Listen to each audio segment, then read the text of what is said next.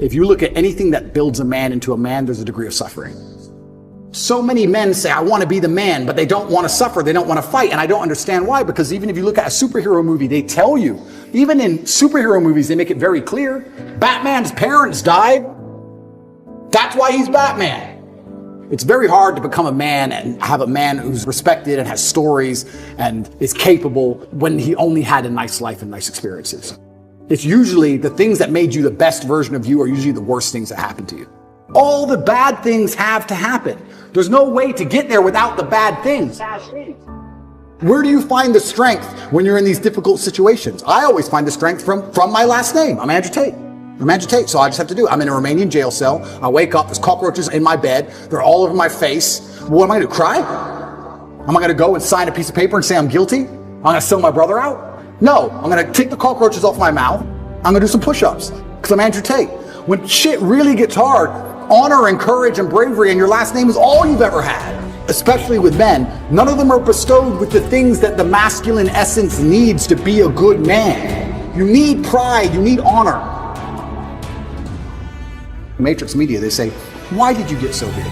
Because I'm telling the truth.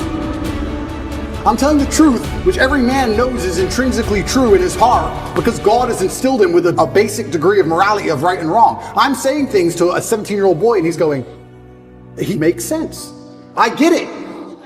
Everything I was told so far just didn't quite click, but this does. And that's what they're so scared of. I was talking about this the other day. I was talking about how I have a pet peeve, and one of my pet peeves is painkillers. And I was being typical me, and I was going over the top. I was discussing with this guy. This guy said, have you got any aspirin? I said, there's no aspirin in my house. And he said, why?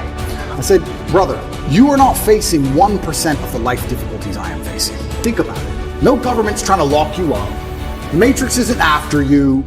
They're not trying to frame you. Nobody wants you dead. When God finally gives you a tiny headache, to give you something to show you're half a man, a little bit of resilience, you pussy out and take an aspirin. Can't you just have a headache? Just have a headache. And not only just have a headache and don't mention it, because I don't care. So don't even talk about it. Nobody needs to know. What do you want? You want therapy? You want sympathy? Nobody cares you have a headache. Shut up. Like nearly any problem on earth, whether it's men's mental health, whether it's women's mental health, no matter what it is, whether it's crime, no matter what it is, how do you fix the problem? By building men of caliber, by building men of capability and status and honor and dignity, and by building men of ability to be good standing citizens who are respected by their peers. All of it comes back to improving men. All of it.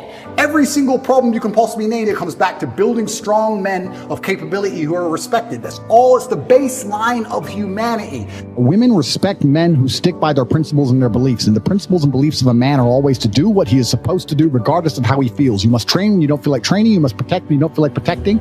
You must be a good man. And when you're actually a truly good man and a high value man, this is something I absolutely realized in jail. I have no problem suffering if the people I love are not suffering. My children are taken care of. The women I love are taken care of. My mother is taken care of. Everybody around me is fine. Even if they've removed me from my life and locked me in a jail cell, everybody I love is taken care of and is protected and is living good. I must suffer because I am a man. I am the head of my empire. I'm the head of the clan. Of course I will suffer, but the people I love are not suffering. This is what God has bestowed upon important men since the beginning of time. Not just important men, all men. The men in the Titanic as the boat was going down, about to be sucked into the icy cold water, some of the last thoughts in those men's head, I know, was at least I saw my daughter and my wife get on that boat. Absolutely. I'm happy to plunge into this ice cold water because there they are on that boat, away from danger. Everyone we love and everyone in the world who we care about was taken care of. And I said, Andrew, would you rather us both be at liberty, but someone else in our life suffer? Mom suffer? Our kids suffer? The mothers of our children suffer? No. I'm glad it was me. I'm glad I was the one who was suffering and everyone else was okay, because that's what being a man means. When you're a man, absolutely, you're right. It is our job to suffer so the people around us do not suffer. And that's why if you're a man and you're waking up every day and you're not trying your very best to be important or upgrade yourself or upgrade your character, or you're lacking motivation, then you have a serious problem, because it is your job to be capable of dealing with the insurmountable pressure which God is going to put upon you so that when you suffer, everyone around you does well.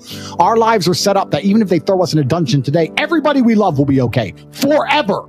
And that is what's most important. That's the most important thing. That's success. And that was absolutely comforting in jail when we discussed that. And we said, everyone we love is okay.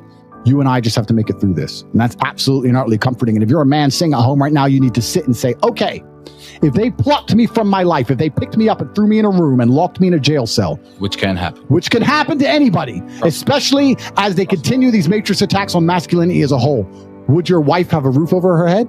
Would your children eat? Would your family be okay?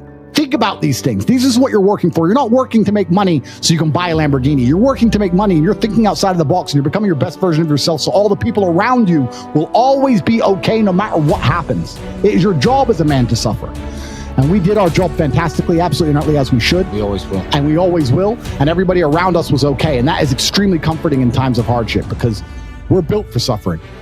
We were absolutely and utterly built for suffering. No matter how close I came to crying inside of that jail cell, I knew all the people around me were safe and all the people around me could eat. And that's all I cared about. I used my phone calls. When I would call other people and they were asking me how I was, I'd say, we don't want to talk about me. How are you? Are you okay? Are you okay with the media pressure? Are you okay? Are your bills paid? Do you have money? Can you eat? I'm in a jail cell in Romania. I'm making sure that everyone I love is okay. I don't need them to sit and worry about me. I worry about them. I sat in a jail cell making sure I could fix the problems for the people I love outside in the free world from a dungeon. That is what a man does. And you must prepare and set up your life for that. You must be prepared to be plucked from life. And understand that everybody around you who once relied on you will still be relying on you, even when you sit in that jail cell. It's still up to you. You are still the man of the household. You are still the top G of your life. Only you. And if you don't pay the bills, who's going to do it? Your wife's just going to what? Go get a job, get like 5 jobs and raise your kids? How's she going to do that?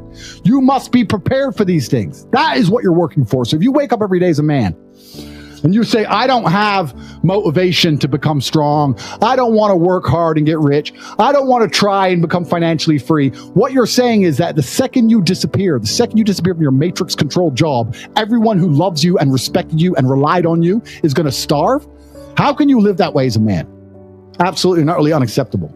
She'd think I only have to work 2 hours and have the rest of the week off. What do you think girls want from men? Good question. Do you want the truth or a lie? A Truth, lie. of course. Of course, they all say truth. And you tell them the truth and they cry. What women want from men? Well, the first thing we have to understand is that it depends, right? Of course it depends. It depends on how old the woman is, what part of her life she's in, if she's looking for excitement and adventure, or if she's looking for a family and to settle down. It completely depends. But They have a completely different attitude towards being rich. They want a rich man because they want fun. But they don't want to have their own money or pay for things. They don't care. They just want fun to be facilitated. They're uninterested in the cost of anything. Yeah, I've done this many times with very many beautiful girls. I've been on boats in Dubai with supermodels. I've had girls in my Lamborghini. Because I've got a bit of money. The way a man has concept of money, because it's just provided for them at the top. If they're top level, they have no idea what money even is. So you're women who are going after guys with money.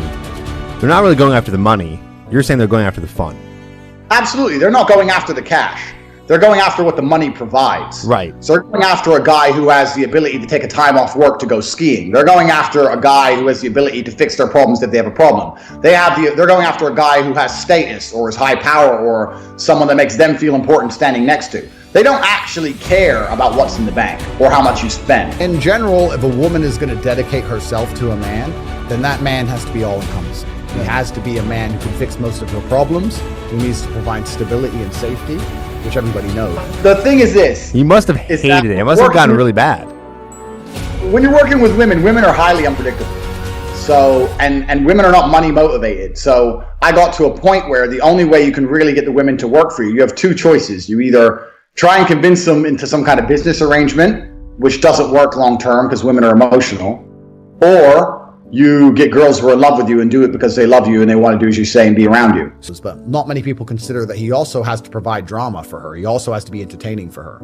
If a woman only talks to you and you're the only man in her life, and there's never any drama or there's never any, I wouldn't say conflict, I'm not saying necessarily start an argument, but if there's never any drama, because drama is excitement, then they're going to naturally try and find drama somewhere else. And that always ends very badly for the man. You don't want them to try and find drama outside of the relationship.